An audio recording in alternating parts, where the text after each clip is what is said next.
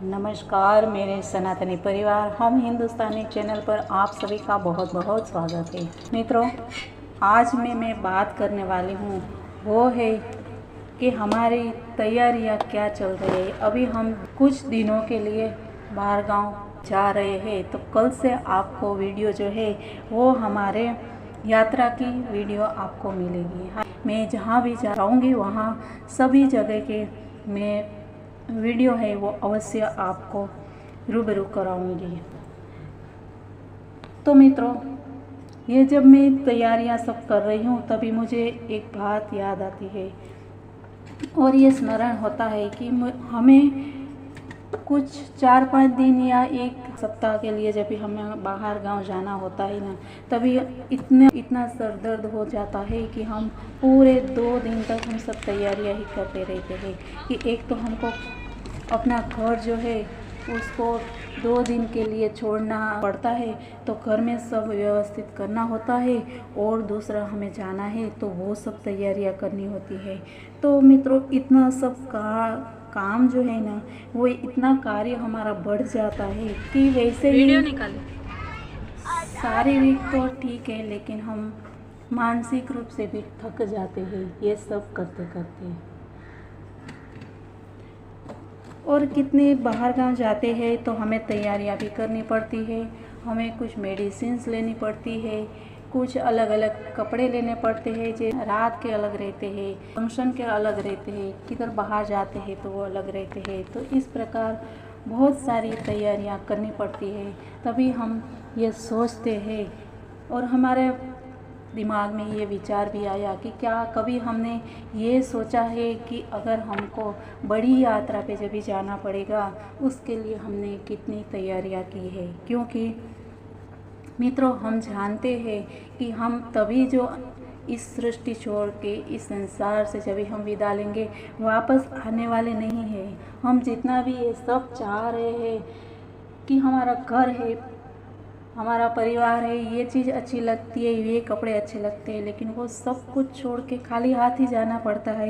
ये तो हमने बहुत ही संतों के मुंह से सुना है, लेकिन वो सुनना आसान है, लेकिन इसके लिए कुछ तैयारियां भी करनी पड़ती है कि हमको वहाँ पे अभी 2-4 दिन के लिए हमें इतनी तैयारियां करनी पड़ती है। तो जब भी हमें लंबी यात्रा के लिए जाना होगा तो हमें इसके लिए भी तो तैयारी करनी होगी ना।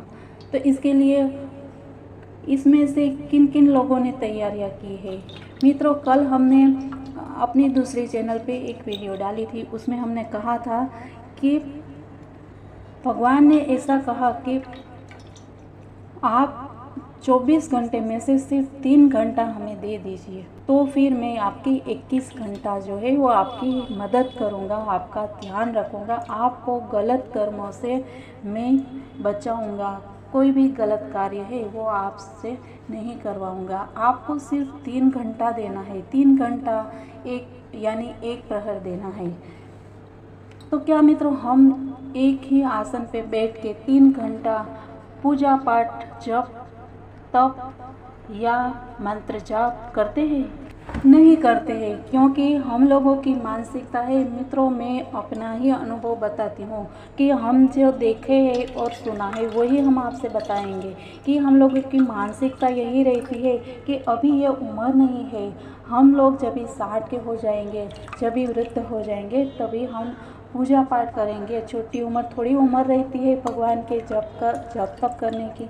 तो मित्रों, यहाँ बता दें कि हमारे जो डोंगरी जी महाराज हैं वो बताते हैं कि उम्र भगवान को हमेशा खिला हुआ पुष्प है वो अर्पित करना चाहिए और वो ही हम अर्पित करते हैं। तो ऐसे ही अगर जवानी में हम प्रभु का स्मरण करते हैं और भगवान को पूर्ण दया समर्पित हो जाते हैं तो भगवान बहुत खुश होते हैं।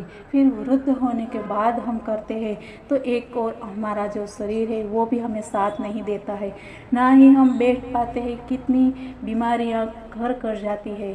तो हमें बैठने में, बोलने में, सुनने में सब तरह से तकलीफ़ें होने लगती है शुरू, और तभी जाके हम बोलते हैं कि हाँ अभी हम प्रभु भजन करेंगे। मित्रों, ऐसा नहीं करना है। हमें अपने दिनचर्या में से 24 घंटे में से 3 घंटा प्रभु के लिए निकालना ही निकालना है। चाहे आप पूरे दिन की व्यस्तता हो तो आप रात को भी ये कार्य कर सकते हैं कि रात को 3 घंटा आप बैठो, रात को 2 घंटा बैठो, सुबह उठ के 1 घंटा बैठो, दिन में आप 1 घंटा निकालो, रात को 2 घंटा। तो ऐसा करके अगर आप भगवान के लिए समय निकालते हैं तो भगवान अवश्य ही हमारा ध्यान रखेंगे।